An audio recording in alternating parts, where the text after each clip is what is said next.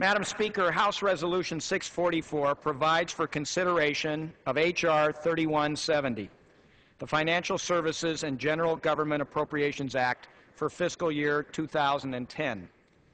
This is the first financial services appropriations bill under a president who believes Wall Street actually needs someone to watch it.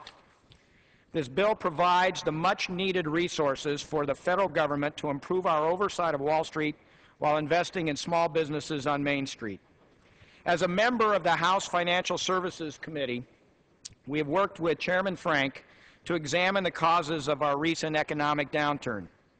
There were many causes of it, but our findings conclude that a large factor of this downturn was the misguided deregulation promoted in the financial markets. Under the Bush administration, the Securities and Exchange Commission was underfunded. The SEC promoted a good old boy atmosphere that disregarded investor and taxpayer interests in favor of Wall Street wealth.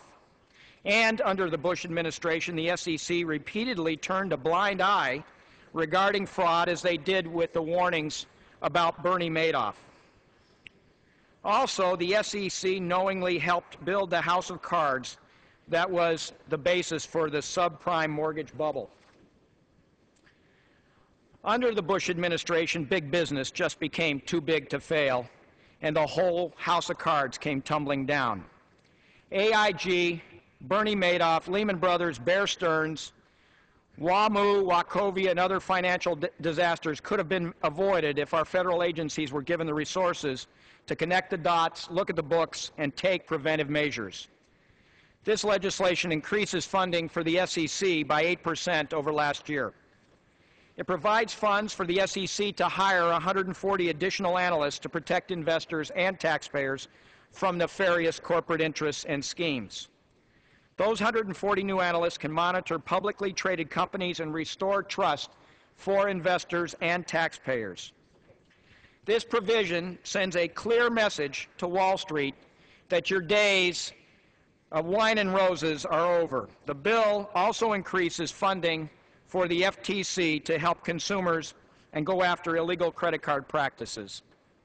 For my constituents back in Colorado, this bill provides a 38% increase in funding for the Small Business Administration. During an economic downturn, many individuals who have been laid off open small businesses where they can pursue their entrepreneurial dreams and be their own boss.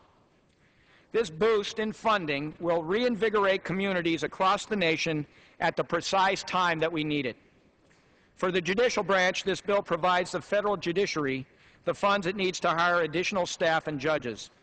In particular, the past year has seen a 28% increase in the number of bankruptcies. This bill will provide for 142 more staff for federal bankruptcy courts to put these businesses and individuals back on the road to recovery.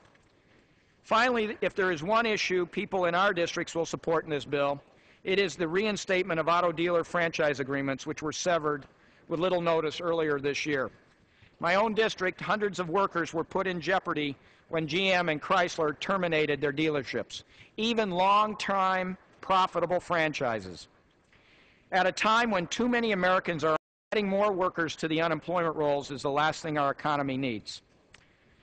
This bill is another step toward economic recovery, and I urge its adoption, and I now reserve the balance of my time.